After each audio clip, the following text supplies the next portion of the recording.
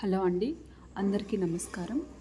ఈరోజు మనము ఒక హెల్తీ డ్రై ఫ్రూట్స్ కేక్ ఎలా చేసుకోవాలో చూద్దాము. ఇది నేను ఎయిర్ ఫ్రైయర్లో చేస్తున్నాను. ఎయిర్ ఫ్రైయర్ మీ దగ్గర లేకపోతే ఓవెన్లో చేసుకోవచ్చు. లేకపోతే మనము ఒక కుక్కర్లో కింద ఉప్పు వేసేసి దానిపైన ఒక స్టీల్ స్టాండ్ పెట్టి దానిపైన మనం ఏదైనా స్టీల్ గిన్నెకి నెయ్యి రాసుకొని అలా కూడా చేసుకోవచ్చు.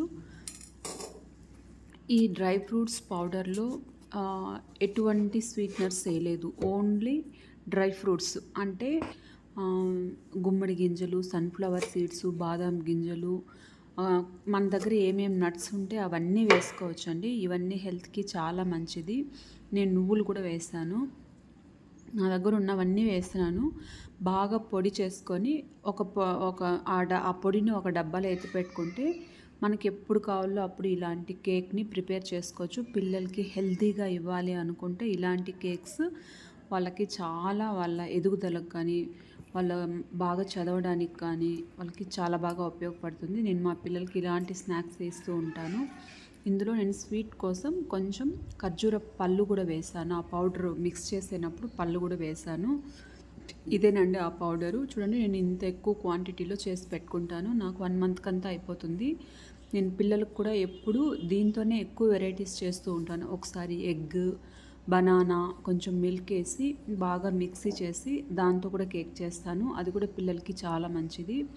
ఇప్పుడు నేను తినడానికి మాత్రమే పిల్లలకు కాదు కాబట్టి నేను ఎగ్, బనానా స్వీట్ వేసుకోవట్లేదు. ఓన్లీ ఖర్జూర పళ్ళు మాత్రం దాంట్లో మైల్డ్ స్వీట్ ఉంటుంది, దాంతోనే నేను చేస్తానన్నమాట. ఇది కొంచెము క్రంచీగా రావడానికి ఓట్స్ కూడా వేసుకోవాలి మనము. ఓట్స్ కూడా హెల్త్కి చాలా మంచిది. ఏ ఓట్స్ అన్నా వేసుకోండి, మీరు ఏ బ్రాండ్ ఓట్స్ అన్నా వేసుకోవచ్చు. జస్ట్ కొంచెం వాటర్తో ఈ పౌడరు, ఈ ఓట్స్ని నీట్గా కలిపేసి బేకింగ్ ట్రేలో, మన దగ్గర ఏ ట్రే ఉంటే ఆ ట్రేలో వేసుకోవచ్చు. కానీ మనం ఎయిర్ ఫ్రైయర్లో పెట్టేటప్పుడు చూసుకోవాలి, ఆ హీట్కి ఏది సెట్ అవుతుందో చూసుకొని పెట్టాలి. ఏదంటే అది పెట్టకూడదు. కుక్కర్లో అయితే ఏదైనా పెట్టుకోవచ్చు, కానీ ఎయిర్ ఫ్రైయర్ ఓవెన్లో మాత్రము దానికి సూట్ అయ్యేవే పెట్టాల్సి వస్తుందన్నమాట. సో ఈ డ్రై ఫ్రూట్స్ పౌడర్లో కొంచెం ఓట్స్ వేసుకున్నాను నేను. ఇది మంచి ఫైబర్ ఉంటుంది, ప్రోటీన్ ఉంటుంది, కాల్షియం ఉంటుంది, పిల్లలకి చాలా మంచిది. నేను బయట స్నాక్స్ 80% ఇవ్వనండి. సో ఇలాంటి స్నాక్స్ ఇస్తాను పిల్లలకి.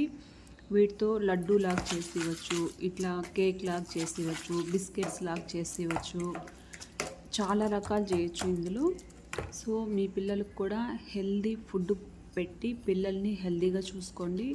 పిల్లలు బాగుంటేనే మనం బాగుంటాము. లేకపోతే హాస్పిటల్ చుట్టూ తిరగాల్సి వస్తుంది, లేనిపోని డబ్బులు ఖర్చు పెట్టుకోవాల్సి వస్తుంది. ఇది మైక్రోవేవ్లో పెట్టడం వల్ల పెద్ద ప్రాబ్లం ఏం లేదు. హీట్ జనరేట్ అవుతుంది మైక్రోవేవ్లో కూడా. సో ఇలా మనం ఒక కేక్ మౌల్డ్కి కొంచెం నెయ్యి కానీ బటర్ కానీ రాసేసి 180 డిగ్రీస్ 160 డిగ్రీస్లో ఒక 20-25 మినిట్స్, ఒకసారి బేక్ అవ్వలేదంటే మళ్ళీ కూడా ఒక 10 మినిట్స్ పెట్టుకోవచ్చు, ప్రాబ్లం ఏం లేదు.